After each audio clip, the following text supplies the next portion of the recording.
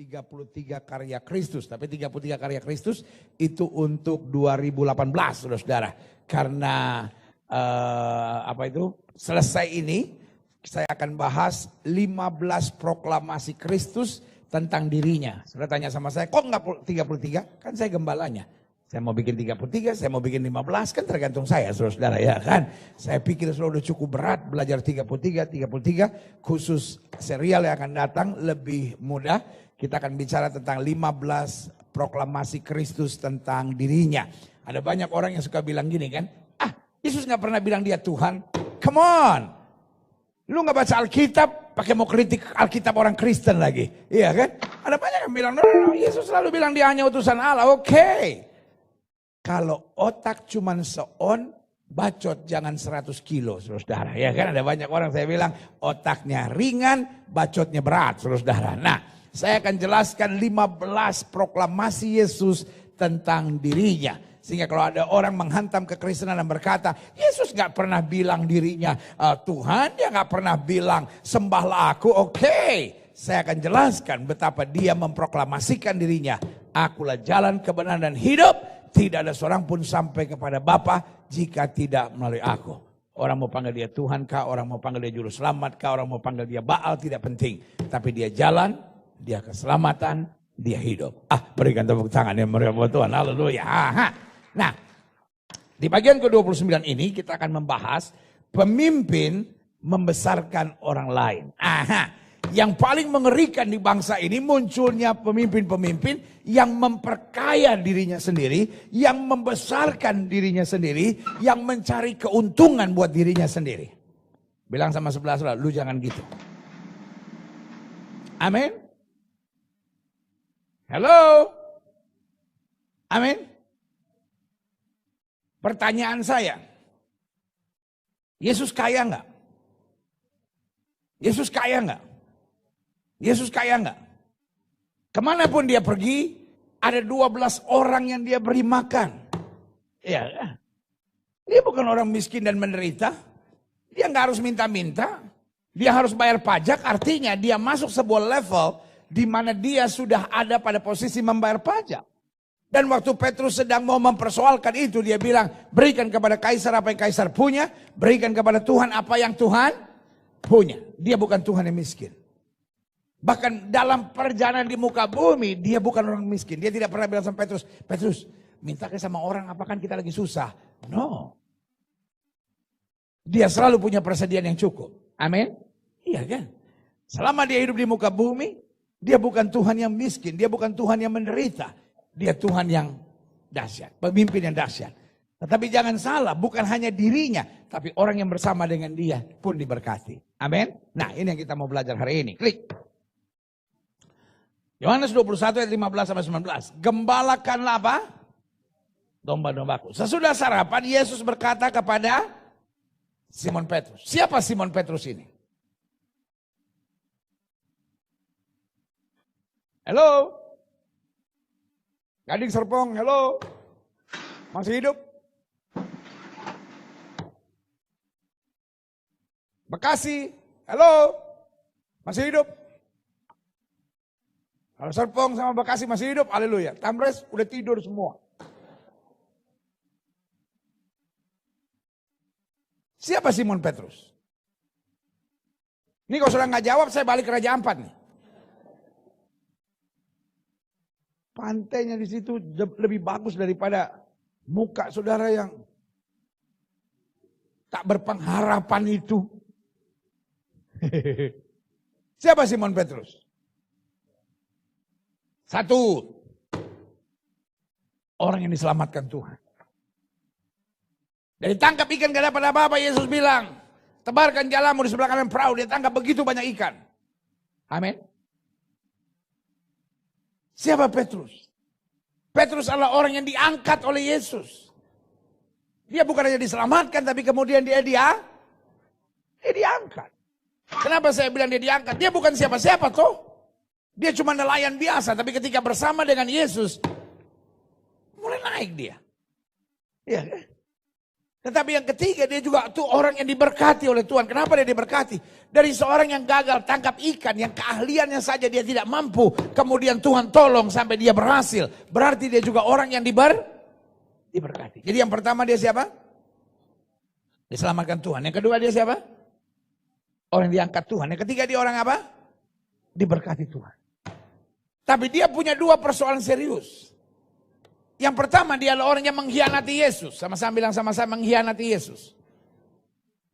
Bayangkan orang yang sudah diselamatkan, orang yang sudah diangkat, orang yang sudah ditolong, orang yang sudah diberkati.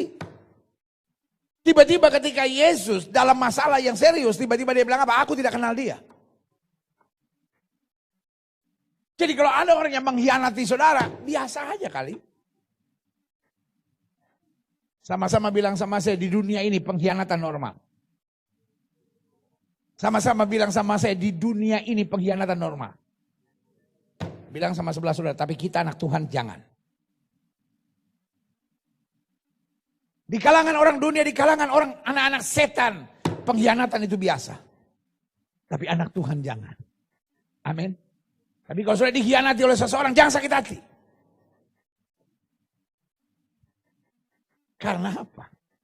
Mungkin saudara menatap saya dan berkata, tapi saya gak pernah khianatin orang. Beda. Karena engkau warga kerajaan sorga. Halo? Ngerti gak mau saya? Kan saudara warga kerajaan sorga nih. Saudara kan sudah dilatih untuk tidak sama seperti dunia ini. Jelas? Nah ini ada yang belum loading. Sama-sama bilang saya warga kerajaan sorga. Saya dilatih dengan cara yang berbeda. Saya punya standar yang berbeda. Jelas sampai di sini? Loh, kalau kita sama seperti orang dunia, parah saudara-saudara. Kita bukan orang dunia ini. Tapi jangan salah. Kita tidak ditempatkan Tuhan di sorga. Hello. Kita ditempatkan Tuhan di mana? Di dunia yang kata Alkitab, angkatan yang bengkok dan sesat. Nah, tempat di mana saudara berkarya, tempat di mana saudara melayani, tempat di mana saudara bertugas, tempat di mana Tuhan taruh hidup saudara, bahasanya beda. Pengkhianatan itu normal. Makanya ketika Yusuf dikhianati oleh kakak-kakaknya, dia tidak dendam kan? Ngerti gak sampai di sini? Dia tidak sakit hati kan? Dia punya sebuah rumusan. Kalaupun manusia mereka rekakan yang jahat, Allahku mereka rekakannya untuk kebaikan. Berikan tepuk tangan yang meriah buat Tuhan. Tapi saya mau saudara siap dulu supaya saudara nggak kaget gitu. Jangan saudara bilang, kok gitu ya pendeta, kadang-kadang orang gereja. Orang gereja tidak selamanya warga sorga. Jelas nggak sampai di sini? Jadi kalau saudara menatap saya dan berkata, kok bisa pendeta? Padahal dia orang Kristen loh pendeta. Tapi dia itu mengkhianati saya. Lah, murid yang dipilih Yesus saja bisa mengkhianati. Bilang sama sebelah saudara, apalagi lu.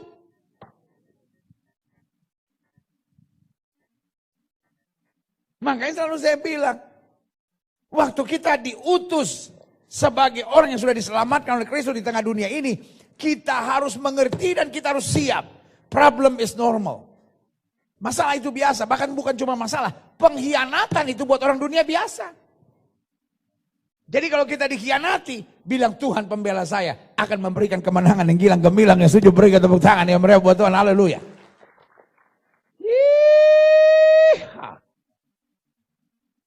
Siapa Petrus? Satu, orang yang yang kedua, orang yang diangkat. Yang ketiga, orang yang apa? Ditolong, orang yang diberkati oleh Tuhan. Amin. Persoalan pertama dia apa? Mengkhianati Yesus. Duh. Kalau orang pernah kita tolong, pernah kita angkat, pernah kita selamatkan, pernah kita berkati, lalu mengkhianati kita. Duh. Sakitnya berasa sampai sum-sum. Betul nggak? Saya pernah ngalamin itu nggak? Orang itu saya tolong, saya selamatkan, saya berkati. Saya pimpin, saya bimbing. Tiba-tiba dia mengkhianati. Sakitnya tuh. Kalau kita tuh. 30 tahun gak bisa tidur. Kebayang-bayang terus. Aku mau makan, ingat kamu. Aku mau tidur, ingat kamu. Aku di gereja, ingat kamu. Ya, Udah lagu tahun 80-an. Di buku ada si dia di dinding kamar. Juga di awan dia terbayang-bayang. Ya.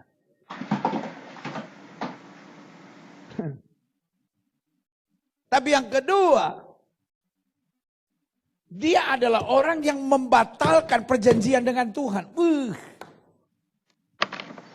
Tuhan bilang apa? Tinggalkan perahumu, tinggalkan jalamu. Kamu tidak akan lagi apa? Penjala ikan, tapi menjadi penjala. Kira-kira mana lebih keren? Kamu tidak akan lagi jadi pegawai negeri, kamu akan jadi pegawai kerajaan sorga. Mana lebih keren? Kamu tidak akan lagi menjadi penjala ikan, kamu menjadi penjala. Mana lebih keren? Ini orang kan gak tahu diuntung, saudara-saudara. Udah diselamatkan Tuhan, udah dibela Tuhan, udah diangkat Tuhan. Udah diubahkan Tuhan. Statusnya sudah luar biasa, sekarang bukan menjadi penjala ikan, menjadi penjala manusia. Tiba-tiba dia membatalkan perjanjian. Bagaimana dia membatalkan perjanjian? Dia duduk di dalam Galilea. Tiba-tiba dia bilang begini. Aku akan kembali menangkap ikan. Dan lebih jahatnya lagi, dia nggak ngomong itu diam-diam. Dia mempengaruhi orang sama murid-murid yang lain. Sampai murid-murid yang lain bilang apa? Aku pergi juga menangkap ikan. Aduh, dia bukan hanya membatalkan perjanjian, dia menjadi provokator.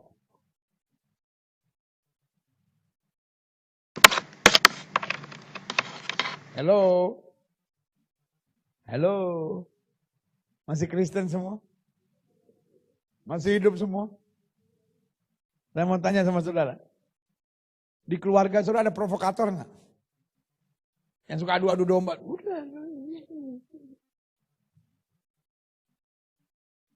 Di pergaulan saudara ada provokator enggak?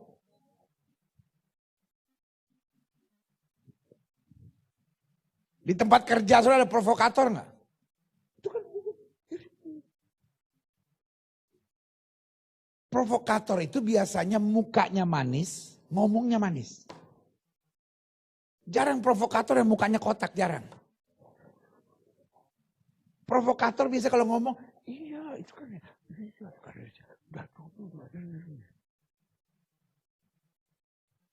Saya sebetulnya mau nanya sesuatu tapi takut gak enak. Takut ada yang tersinggung sih, tapi iyalah masa gereja kita diantara kita harus ada dusta ya. Ini kan gak ada orang dari gereja lain kan? Ada mata-mata dari gereja lain gak? Tolong angkat tangan. Enggak, sebab kadang-kadang di gereja-gereja suka ada mata-mata dari gereja lain, tolong liatin dong. Ya kan, mata-mata. Mungkin kita belajar dari Yosua dan Musa waktu memasuki tanah Kanaan harus mengirimkan pengintai begitu ya kan. Ada mata-mata dari gereja lain enggak ada kan ya? Oh ini tong deng tong ya. Ya kan? Orang Manado bilang tong deng tong, torang deng torang, ya kan? Karena orang Manado gitu. Mau naik bajai aja ada 4 orang kan. Tong ampa bisa. Aduh, tong 1 aja nggak muat ke tukang bajai apalagi ampa, ya kan? Nah, jadi saudaraku yang kasih dalam Tuhan. Saya mau nanya sesuatu nih tapi nggak enak sih, tapi ya nggak apa-apa lah saya tanya ya. Karena ini agak sensitif sih. Tapi nggak apa-apa ya tanya aja ya. Tanya aja lah. Jangan tersinggung ya. Pokoknya kalau minggu depan saya lihat sudah nggak ada berarti tersinggung ya. Hati-hati loh. Kalau wajahnya udah dikenali pendeta tiba-tiba nggak datang lagi awas loh. Hah? Saya mau tanya ya. Ini agak sensitif sih. Di gereja kira-kira ada provokator nggak?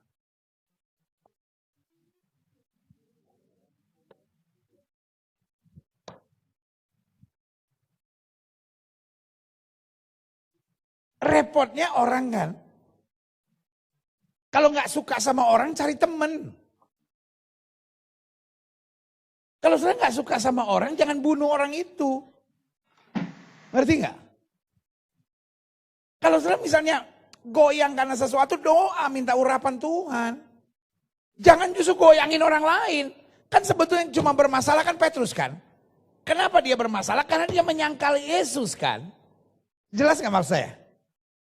Dia kan yang sekarang berpikir, betul gak sih saya dipanggil Tuhan? Kalau saya betul dipanggil Tuhan untuk melayani Tuhan, kenapa saya bisa sampai gagal gitu ya? Kan cuma dia yang bermasalah kan. Tapi apa yang terjadi? Dia ngomong sama yang lain, aku akan pergi menangkap ikan.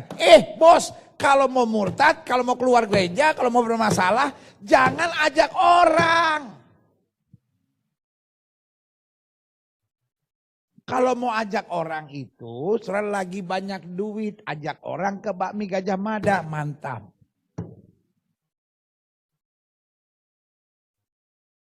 Soalnya lagi banyak berkat, ajak orang makan di GI, mantap. Tapi bukan ajak orang keluar gereja, jangan ajak orang tinggalin pelayanan, jangan ajak orang membenci seseorang. Hanya karena saudara gak suka sama dia, saudara ngomongin, tahu gak sih? Iya. Nah, ada orang yang karunianya tidak tercatat dalam 1 Korintus, tapi karunianya adalah provokator. Itu karunia yang baru muncul di abad ke-20. Gilbert pasal 1 ayat 9, saudara. Ngerti gak sampai di sini? Jadi yang pertama kesalahan dia apa? Berkhianat. Kesalahan kedua apa? Membatalkan perjanjian. Kesalahan ketiga adalah apa? Provokator. Padahal yang pertama dia apa? Diselamatkan Tuhan. Yang kedua apa? Dia diangkat Tuhan. Yang ketiga dia apa? Ditolong dan diberkati Tuhan. Jelas nggak kira-kira sampai di sini? Ya. Jadi seorang sekualitas Petrus buat kita ini udah nggak masuk hitungan. Sebejat-bejatnya manusia ini kita bilang biadab ini, nggak tahu diri ini. Kalau pakai bahasa kita sehari-hari ini, biadab ini manusia ini. Udah diangkat, udah ditolong, tiba-tiba berkhianat. Tiba-tiba kemudian membatalkan perjanjian. Dan yang paling parahnya kemudian jadi apa? Provokator, saudara.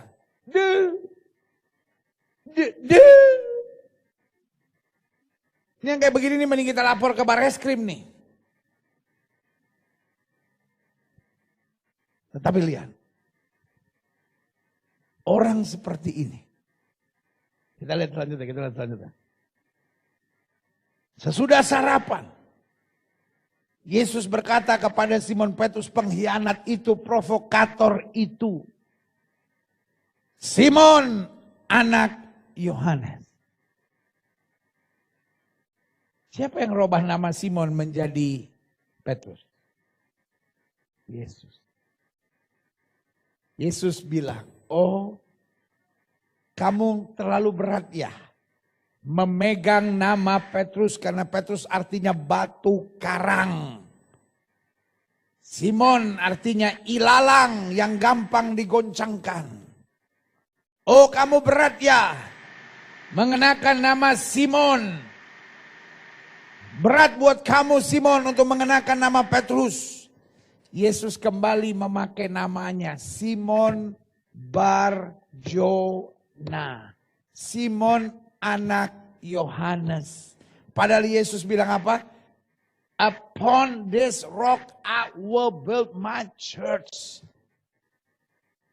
Di atas batu karang ini aku akan membangun jemaatku. Tapi sekarang Yesus membatalkan perjanjian yang dibatalkan oleh Petrus. Apa yang terjadi? Simon anak Yohanes. Coba lihat. Apakah engkau mengasihi aku lebih daripada mereka ini? Kamu pikir kamu hebat? Kamu pikir kamu lebih hebat, lebih jago, lebih segala-galanya? Apakah engkau mengasihi? Petrus gak sadar. Petrus jawab apa? Benar Tuhan. Aduh. Kalau pakai kesalahan ke berapa tadi? 1 apa tadi? Pengkhianat. 2 apa? Membatalkan perjanjian. 3 apa? Provokator. Kalau pakai yang keempat, maka yang keempat ini saya beri nama tidak tahu malu. Sudah membatalkan perjanjian, sudah jadi provokator. Yesus tanya, Simon anak Yohanes, adakah engkau mengasihi aku? Mestinya dia bilang, ya Tuhan, aku sih mengasihi engkau, tapi aku banyak gagal. Pantasnya kan begitu. Dengan bangga dia bilang, benar Tuhan, aku mengasihi engkau. Kalau kita ada di sini, nganape mulut memangnya bisa dapat pegang. Mulutnya nggak bisa dipegang ini. Sebagian kita mungkin kecewa dan bilang orang kayak gitu gak usah ditanya. Orang kayak gitu gak usah ditengking. Seorang pemimpin hebat. Dia bukan hanya bisa bergaul dengan orang-orang hebat, tapi dia bisa bergaul dengan orang-orang yang rusak dan dijadikannya hebat. Yang setuju berikan tepuk tangan yang meriah buat Tuhan. Haleluya. Jawab Petrus kepada, benar Tuhan, engkau tahu bahwa aku mengasihi engkau. Kata Yesus kepadanya, gembalakanlah seorang pengkhianat, seorang yang telah membatalkan perjanjian, seorang provokator, seorang yang gak tahu malu. Yesus bilang apa? Gembalakanlah domba-domba. Apakah Yesus tidak mengerti kriteria kepemimpinan? Mempercayakan sesuatu kepada orang yang gak jelas kayak begini berbahaya. Ceritanya belum selesai sampai di situ. Kita lihat selanjutnya. Klik. Klik. Kata Yesus pula kepadanya untuk, Yesus belum puas.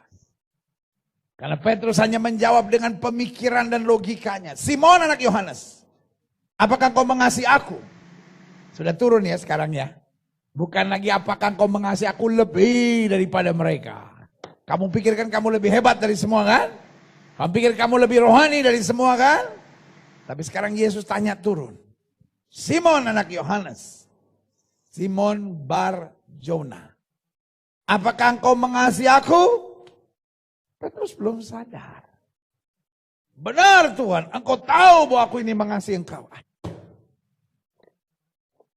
Sorry ya. Saya ngomong jujur ya. Ada banyak orang di gereja gak tahu malu. Berjinah jalan terus, melayani Tuhan jalan terus. Oh jadi kalau saya masih berjinah saya harus berhenti pelayanan. Bukan, berjinahnya yang harus berhenti, bukan pelayanannya. Ngaco. Merokok jalan terus. Alkohol jalan terus, maki bini jalan terus, pelayanan jalan terus. Jadi kalau saya masih ada dosa-dosa begitu saya harus berhenti pelayanan. Dosanya yang lu berhentiin, bukan pelayanannya.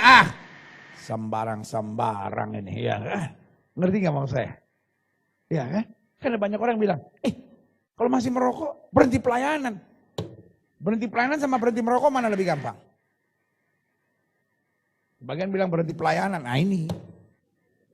Kita lebih gampang melawan Tuhan daripada melawan diri. Harusnya lebih gampang berhenti merokok karena yang kita lawan cuman diri kita. Ngerti gak sampai di sini? Sorry ya, gak apa-apa ya saya ngomong apa adanya kan sama jemaat sendiri. Ada banyak orang gak tahu malu. Gak tahu malu. Pelayanan kerjaannya ngomongin orang. Pelayanan kerjaannya memfitnah orang. Pelayanan kadang-kala kerjaannya cuma memprovokasi orang. Saudara gue yang kasih dalam Tuhan, orang kayak gitu saya bilang nih, Petrus yang gak jelas saudara.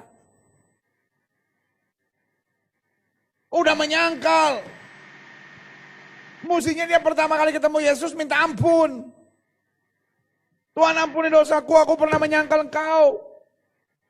Oh, ini tenang aja.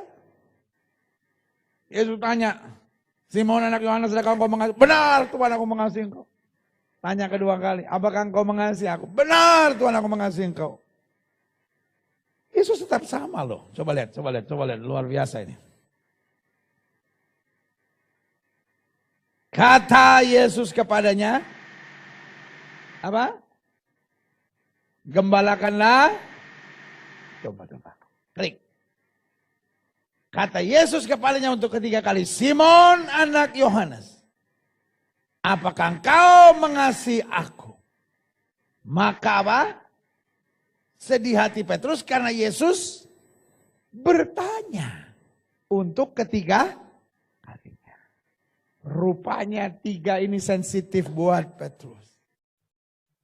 Karena Yesus berkata, sebelum ayam berkokok, kamu akan menyangkal aku? Mungkin waktu itu Petrus berpikir begini. Kalaupun aku menyangkal paling cuma 1 kali, masa saya sampai 3 kali. Jadi kata 3 kali ini sangat sensitif buat Petrus. Waktu Yesus bertanya ketiga kalinya, Simon anak Yohanes, adakah engkau mengasihi aku? Sedih hati Petrus karena Yesus berkata untuk ketiga kalinya, apakah engkau mengasihi aku? Dan ia berkata kepadanya, sekarang dia gak berani lagi bilang, Tuhan benar aku mengasihi engkau.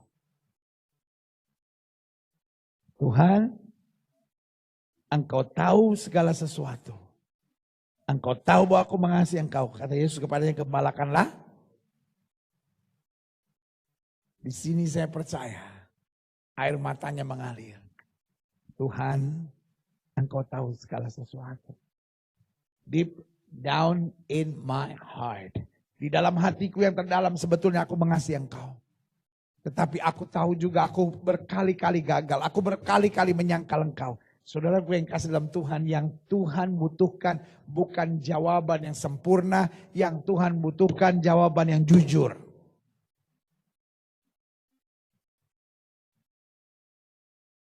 Loading udah bagus?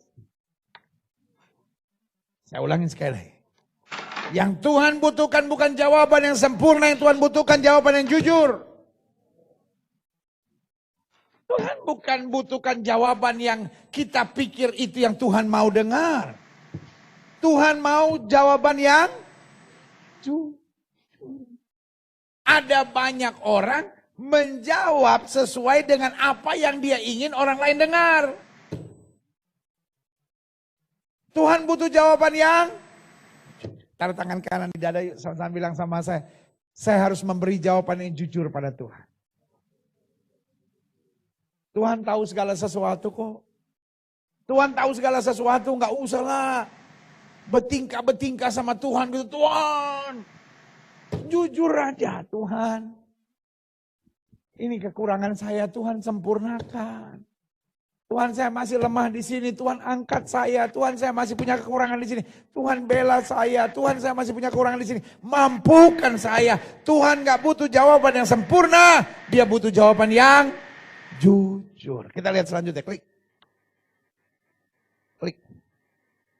Aku berkata kepadamu, sesungguhnya ketika engkau masih muda, engkau mengikat pinggangmu sendiri dan engkau berjalan kemana saja kau kehendaki. Tapi jika engkau sudah menjadi tua, engkau akan mengulurkan tanganmu dan orang lain akan mengikat engkau dan membawa engkau ke tempat yang tidak kau kehendaki. Yesus tahu segala sesuatu. Klik. Dan hal itu dikatakannya untuk menyatakan bagaimana Petrus akan mati dan memuliakan Allah. Sesudah mengatakan demikian, ia berkata kepada Petrus, for the second time, ikutlah aku. Orang seperti Petrus, kalau di tangan pemimpin yang biasa udah dibuang. Tapi orang berkriteria seperti Petrus, di tangan Yesus pemimpin yang dahsyat. Jadi pribadi yang luar biasa, yang setuju berikan tepuk tangan yang meriah buat Tuhan. Nah, saya pelajari di sini, klik. Keberhasilan seorang pemimpin bukan sekedar dia mampu ini, no. Tetapi keberhasilan seorang pemimpin akan terlihat pada kemampuannya untuk apa? Membesarkan orang-orang di sekitarnya. Klik. Saya pelajari gini. Ada beberapa sebetulnya jenis pemimpin. Satu, pemimpin yang hebat sendiri, disebut single fighter. Pokoknya segala sesuatu dia. Pemimpin kayak gini dia hebat sendiri. Yang kedua, ada pemimpin biasa yang pandai, apa itu namanya? Disebutnya headhunter. Pandai ngumpulin orang-orang hebat, ya kan? Biasanya ini pemimpin yang modalnya besar. Dia kumpulin orang-orang hebat, dia koordinir orang-orang hebat, dan kemudian jadi hebat. Nah, itu pemimpin model yang kedua. Tetapi yang ketiga, ini berkriteria Kristus, pemimpin yang mendidik dan melatih orang di sekitarnya menjadi hebat. Makanya ingat, pemimpin pendiri Republik ini, namanya Insinyur Soekarno pernah bilang begini, berikan kepadaku 10 orang-orang muda, dan aku akan melatihnya menjadi orang-orang yang hebat.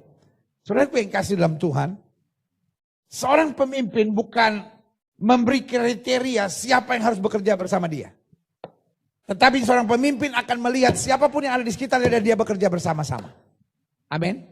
Makanya Yesus bilang, mari hai kamu yang letih lesu dan berbeban berat, aku akan beri kelegaan kepadamu. Artinya apa?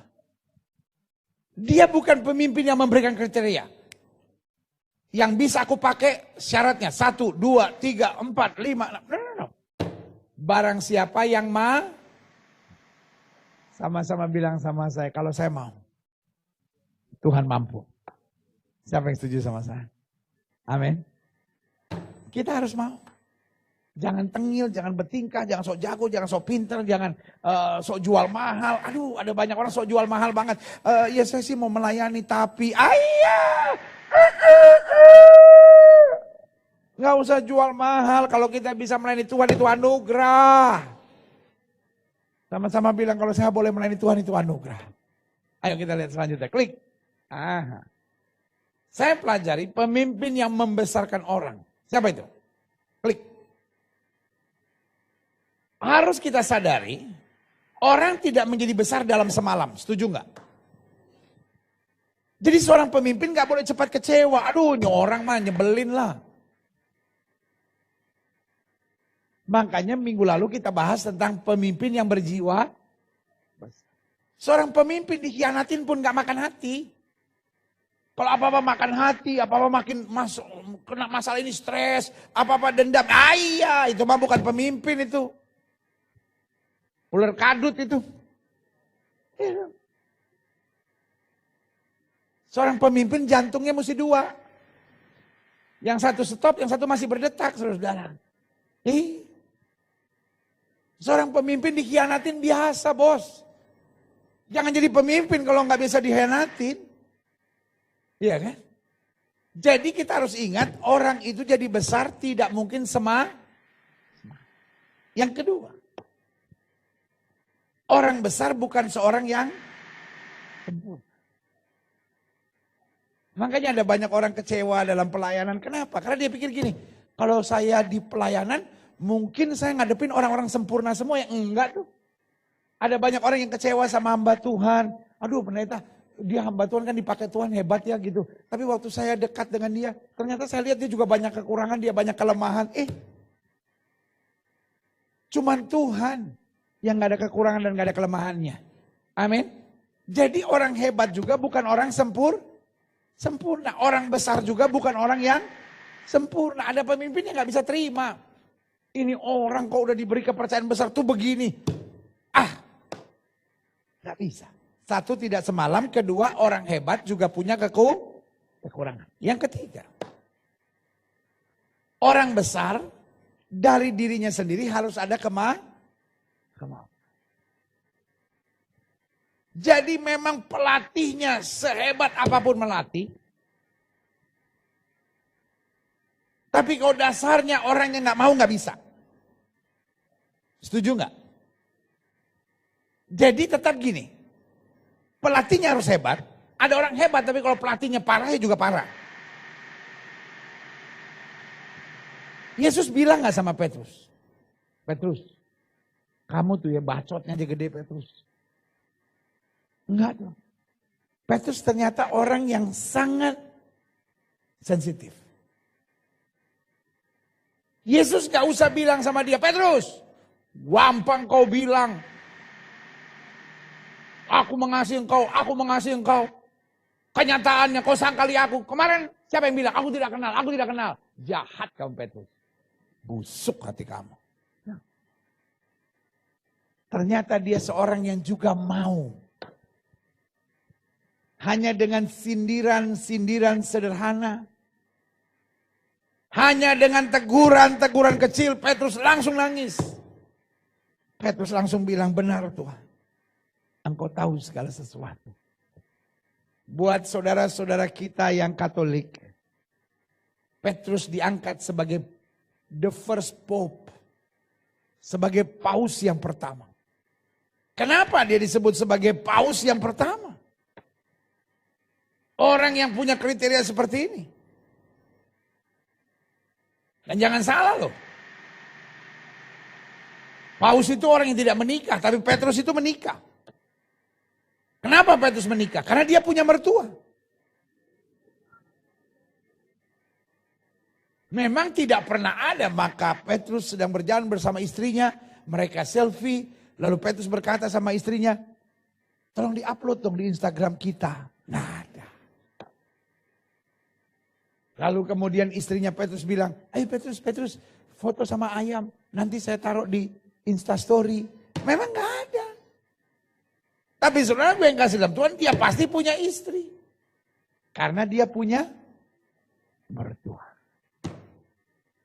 Kenapa seorang yang punya istri kok bisa justru jadi the first pope buat saudara-saudara kita dari Katolik? Jawaban saya sederhana. Karena semua mengakui Petrus itu orang besar.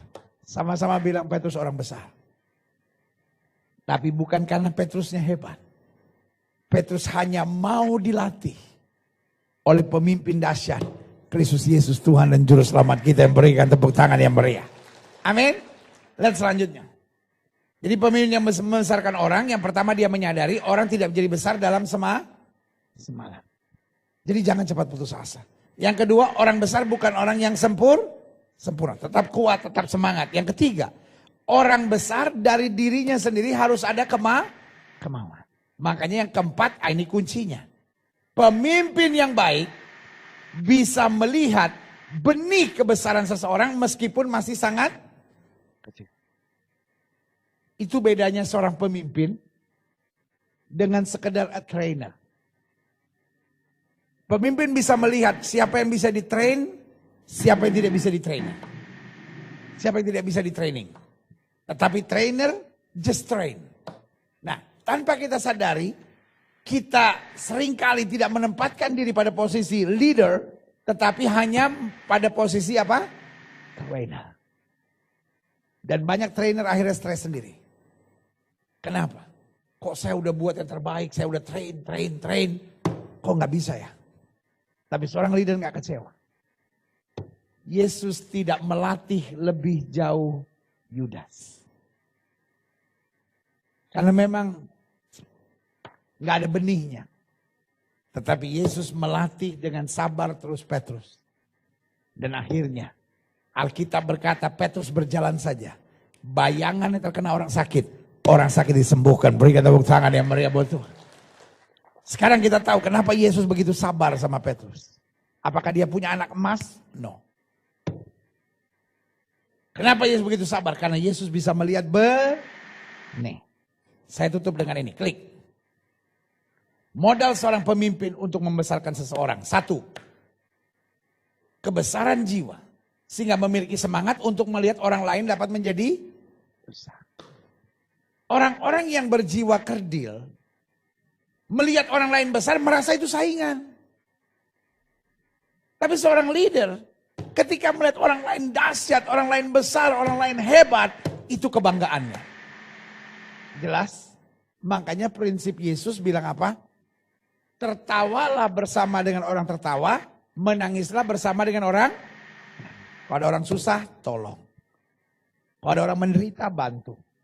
Tapi kalau ada orang sukses, ada orang berbahagia, mari kita bersama bersyukur. Setuju, berikan tepuk tangan yang meriah. Yang kedua, modal seorang pemimpin untuk membesarkan seseorang, kesabaran dan passion. Ada banyak orang sabar, tapi nggak ada passion. Ada banyak orang punya passion, tapi nggak sabar gitu. Nah ini jadi problemnya gitu. Nah apa bedanya? Sabar itu satu arah. Orang sabar itu kadang-kadang antara sabar sama on mirip. Tapi kalau passion itu sebuah dorongan, kerinduan untuk melihat kemajuan dan perubahan yang dahsyat. Kalau sabar itu ya udah saya sabar aja, sabar. Tapi orang passion tuh punya vision gitu.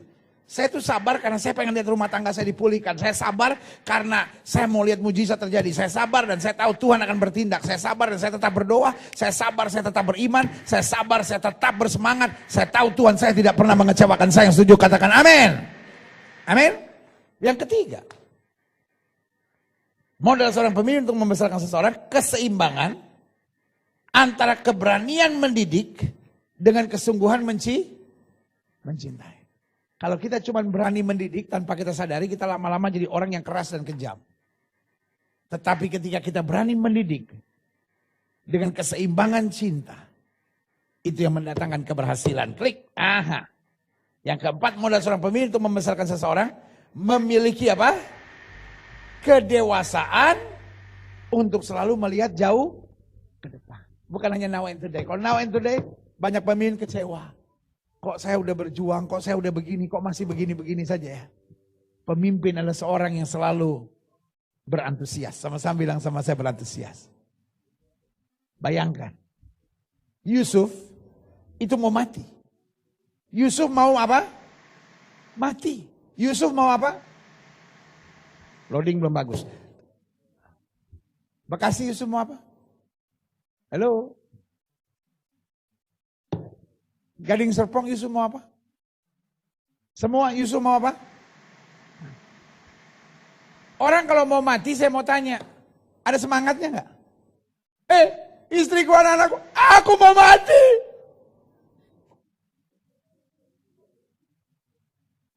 Orang kalau mau mati adalah saat untuk habis semangatnya. Yusuf mau mati nih. Dia bilang apa? Sebentar lagi aku akan mati. Kuburkanlah aku. Tetapi ketika nanti Tuhan membuka jalan buat kita, untuk kita ada di tanah perjanjian, angkat tulang-tulangku, kuburkanlah di sana. Gila gak itu? Halo? Itu yang saya bilang berantusias. Yusuf tahu, kalau dia mati itu bukan akhir. Yusuf tahu, apa yang Tuhan janjikan, itu selalu ya dan amin. Seorang pemimpin bukan seorang yang cuma melihat, no. Seorang pemimpin dia lihat jauh ke depan. Hari ini saya dikhianatin orang, hari ini saya menghadapi badai. Tetapi Allah yang aku sembah dengan tekun adalah Allah yang selalu memberikan kemenangan yang gilang gemilang. Berikan tepuk tangan yang meriah buat Tuhan, haleluya. Saya undang kita semua bangkit berdiri, haleluya. Yesus, ku bangga padamu. Amin. Yesus, kaulah harta kebanggaan. Amin. Selamanya ku padamu. Katakan kau segalanya. Kau segalanya. Sekali lagi sama-sama katakan Yesusku. Yesus, ku bangga padamu. Yesus, kaulah harta kebanggaanku. Yesus, kaulah harta kebanggaan. Katakan selamanya. Selamanya ku padamu. Kau segalanya. Kau segalanya di hidupku. Musik main dengan sangat lembut. Setiap kepala tertunduk, setiap hati terangkat, setiap mata terpejam. Setiap kita datang pada Tuhan. Tuhan tidak butuh jawaban yang sempurna. Tuhan membutuhkan jawaban sejujurnya dari kita. Kadangkala kita gampang sekali berkata, benar Tuhan, aku mengasihi Engkau. Dapatkah kita berkata, Tuhan, Engkau tahu segala sesuatu. Engkau tahu bahwa aku mengasihi Engkau. Engkau tahu masih ada banyak hal yang kurang dalam hidupku. Engkau tahu masih banyak hal yang perlu diperbaiki dalam hidupku. Tetapi aku percaya, aku akan terus disempurnakan oleh anugerah-Mu. Jika itu doamu, taruh tangan kananmu di dada. Jangan cepat putus asa. Jangan cepat menyerah. Seorang pemimpin adalah seorang yang membesarkan orang lain. Orang-orang yang besar adalah orang-orang yang tidak takut dengan masalah. Orang-orang yang besar adalah orang-orang yang selalu berpikir positif dan tersenyum di tengah badai. Orang-orang yang besar adalah orang-orang yang selalu memiliki mimpi-mimpi yang besar. Orang yang besar adalah orang yang berani berhadapan dengan masalah-masalah yang besar sekalipun. Jika itu doamu, taruh tangan kananmu di dada. Ingat, perintah Tuhan, aturan Tuhan bagimu berbeda dengan aturan dunia ini. Dalam dunia ini yang namanya pengkhianatan, yang namanya fitnah, yang namanya kecurangan itu biasa. Selama engkau tidak terpengaruh, Tetap berjalan dalam jalan Tuhan. Tolong orang-orang di sekitar saudara. Jadilah berkat.